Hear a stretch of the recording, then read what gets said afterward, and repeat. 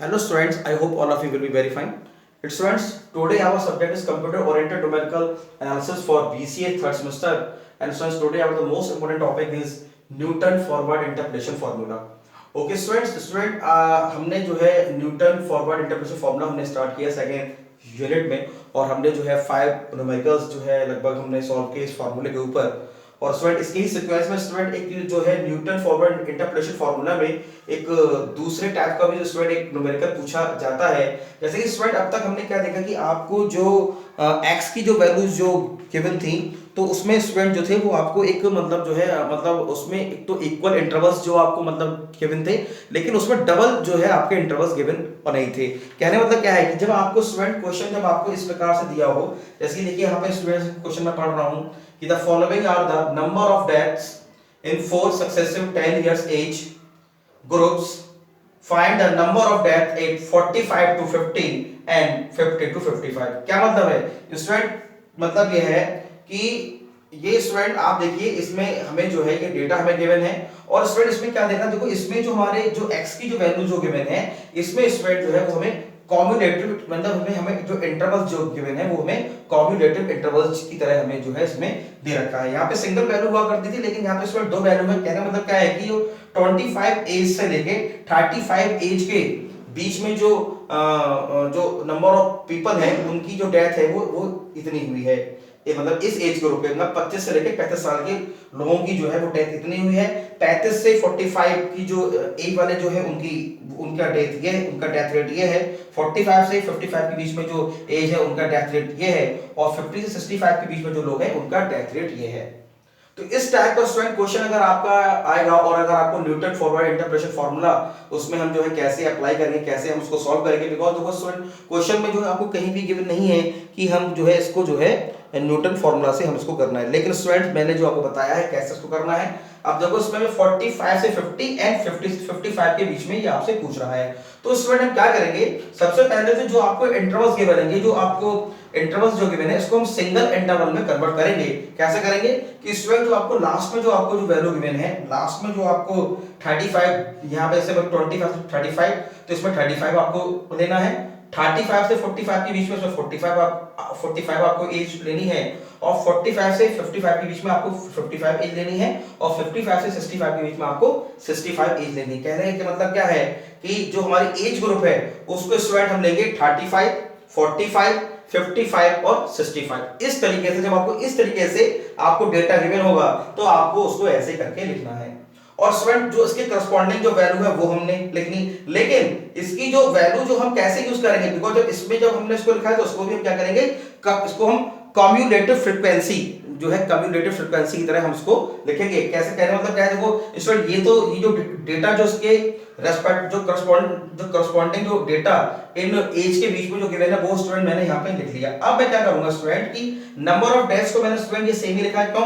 क्योंकि ये तो वैल्यू स्टूडेंट मेरी यहाँ पे। अब क्या करेंगे, इस वैल्यू में ये वैल्यू ऐड करेंगे तो ये आ जाएगा, यानी कि 133229 में ऐड कर देंगे ये वैल्यू, यानी 181 तो ये आ गया। अब फिर इस वैल्यू में फिर ये ऐड करेंगे, फिर ये आ गया, फिर इस वैल्यू में ये ऐड करेंगे तो ये आ गया, यानी कम्युलेटिव फ्रीक्वेंसी की तरह। जैसे स्टूडेंट आपने पढ़ा होगा स्टैटिस्टिक्स में, आपने पढ़ा होगा स्टूडेंट 10th में या 10th में जब आपने मैथ्स पढ़ी होगी तो उसमें जब कम्युलेटिव फ्रीक्वेंसी में जब डेटा गिवन होता है तब हम उसे कैसे बनाते हैं। तो कहने मतलब ये वैल्यू तो हमने यहाँ पे सेम हमारी ऐसी आ गई, ठीक है। अब इस वैल्यू में हमने ये वैल्यू जोड़ दी, फिर ये आ गई, इस वैल्यू में ये जोड़ दिया, फिर ये आ गया, इस वैल्यू में ये जोड़ दी, ऐसा आ गया।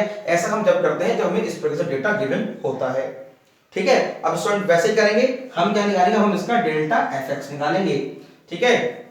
यानी कि स्टूडेंट्स ये हमारा, तो इसमें से इसको हम माइनस करेंगे, यानी इस वैल्यू में से ये वैल्यू स्टूडेंट हम माइनस करेंगे तो स्टूडेंट हमारा आ जाएगा 18139। ये हमारा आ जाएगा 18139। इसमें से फिर हम इसको माइनस करेंगे तो हमारा आएगा 24225 और इसमें से फिर नीचे वाली वैल्यू को माइनस कर देंगे तो इसमें जाएगा 31496। ऐसे ही फिर डेल्टा स्क्वायर fx निकालेंगे, इसमें से इसको माइनस करेंगे तो स्टूडेंट हमारा जाएगा 6086 ये 0 है 6086 और ये हमारा आ जाएगा इसमें 7271 ये 60 है ताकि कंफ्यूज ना हो। और फिर हमारा आएगा डेल्टा क्यूब fx यानी इसमें से इसको माइनस करेंगे तो हमारा आ जाएगा ये 1185। ओके स्टूडेंट्स, तो इतना काम हमारा स्टूडेंट फिनिश हुआ।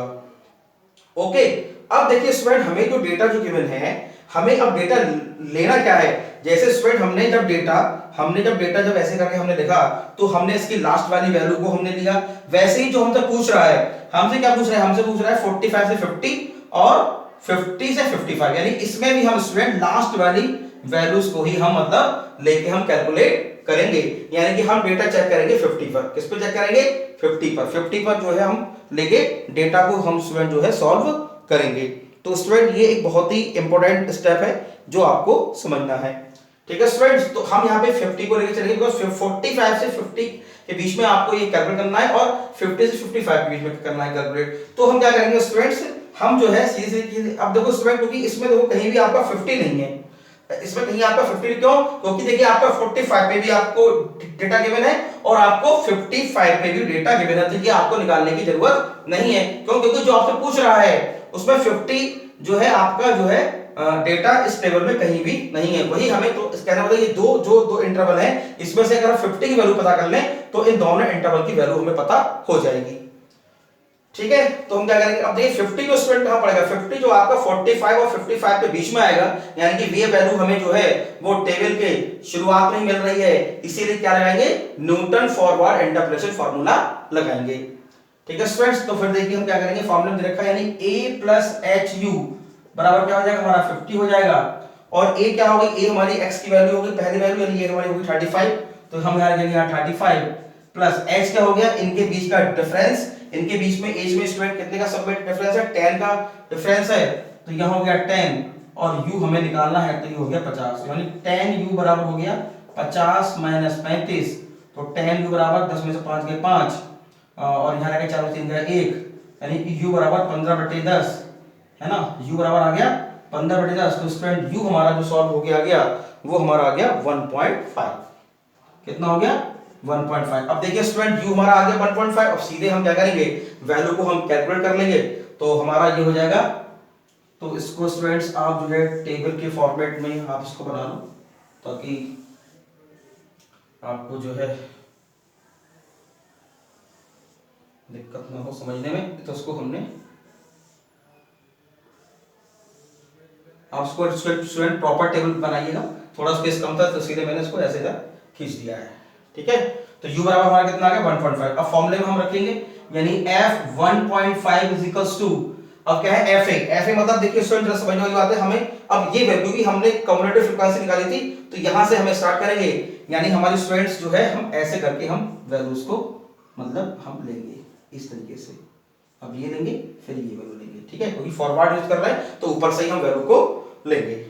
ठीक है, तो हमारी यानी कि fa की जगह हमारा स्टूडेंट क्या आ गया, fa की हमारा आएगा ये, यानी 13229 13229, तो हमारा आ गया 13229 fa plus u delta 1.5 u delta fa, यानी कि ये 18139, यानी इनटू 18139 प्लस u माइनस 1, यानी 1.5 माइनस 1 और डेल्टा स्क्वायर एफ ए, तो delta square F a student हमारा क्या है, ये है 6086, तो हमारा हो जाएगा ये 6086 और ये फिर हमारा आ जाएगा प्लस, यानी 1.5 145 माइनस 1.5 माइनस 2, ठीक है, अपॉन 6। यहाँ पर स्टूडेंट फैक्टोरियल 2 हमारा छूट गया, तो यहाँ पे फैक्टोरियल 2 आ जाएगा, यानी हमारा 2 आ जाएगा और ये 3 का हो जाएगा 6 और हो जाएगा डेल क्यूब एफ ए, यानी कि 1185।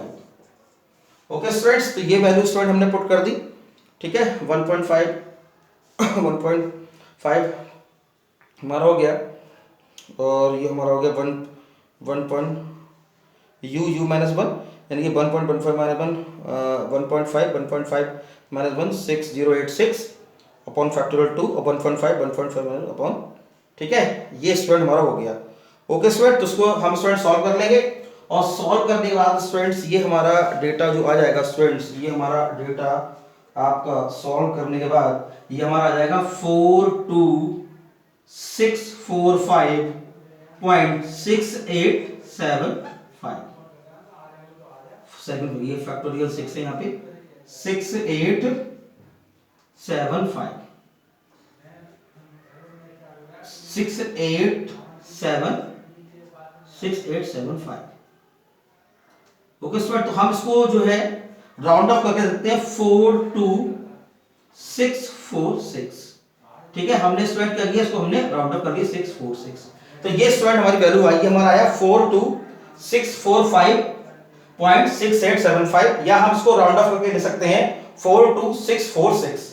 ओके स्टूडेंट्स, तो ये हमारी जो है वैल्यू जो है हमारी कैलकुलेट होके आ गई, यानी कि ये हम कह सकते हैं 1.5 का स्टूडेंट बाई 50 होगा, क्योंकि 50 पे हमने करा कैलकुलेट, तो ये 50 के बराबर है। ये सॉरी स्टूडेंट मैं लिखना भूल गया, F50, यानी कि F50 यानी 50 पे वैल्यू, यानी 50 साल पे जो है हमारी वैल्यू 42646 हमारी आ गई।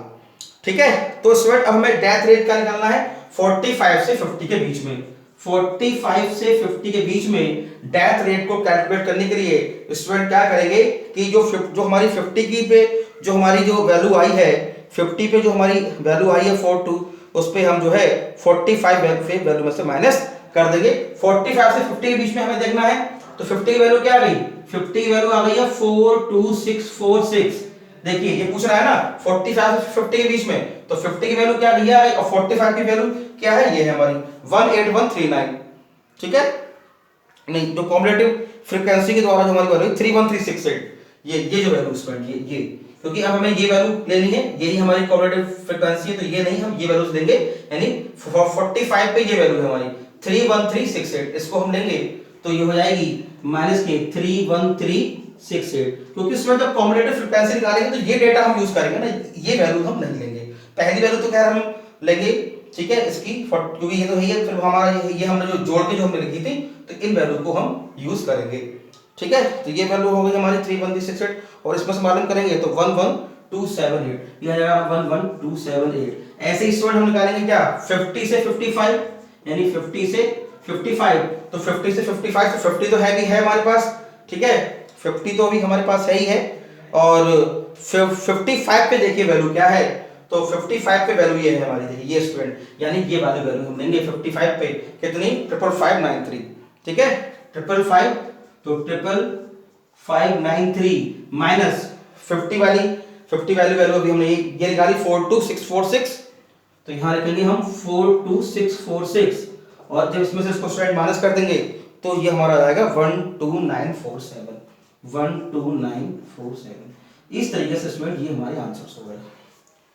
ओके स्टूडेंट्स, तो स्टूडेंट बहुत ही अच्छा ही हमने क्वेश्चन स्टूडेंट सॉल्व किया कि भाई जब आपको इस तरीके से डेटा आपको गिवन हो तो उसको आप स्टूडेंट कैसे लिखेंगे। हमने इसको डेटा को ऐसे लिखा, क्योंकि लास्ट वाले जो नंबर्स है वो हमने लिख लिए, फिर नंबर ऑफ डेथ रखे, फिर इसकी हमने कॉम्बिनेटिव फ्रीक्वेंसी निकाली, और फ्रीक्वेंसी निकालने के बाद फिर हमने जो है इसका डेल्टा एफएक्स और ये क्यों रखा। अब देखिए स्टूडेंट हमने अगला वाला टर्म इसलिए नहीं लिखा क्योंकि डेल्टा 4 एफएक्स है ही नहीं, तो हमने डेल क्यू एफएक्स तक रखा।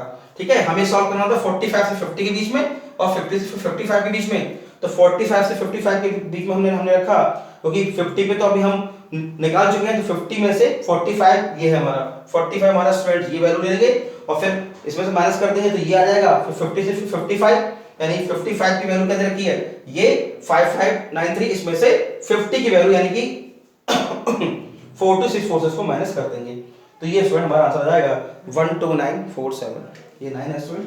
ठीक है स्टूडेंट्स, तो स्टूडेंट आप इसको जो है लेक्चर को आप देखिए, और स्टूडेंट देख के फिर आप स्टूडेंट देखो इसके नोट्स बनाइए। Okay students, thank you very much.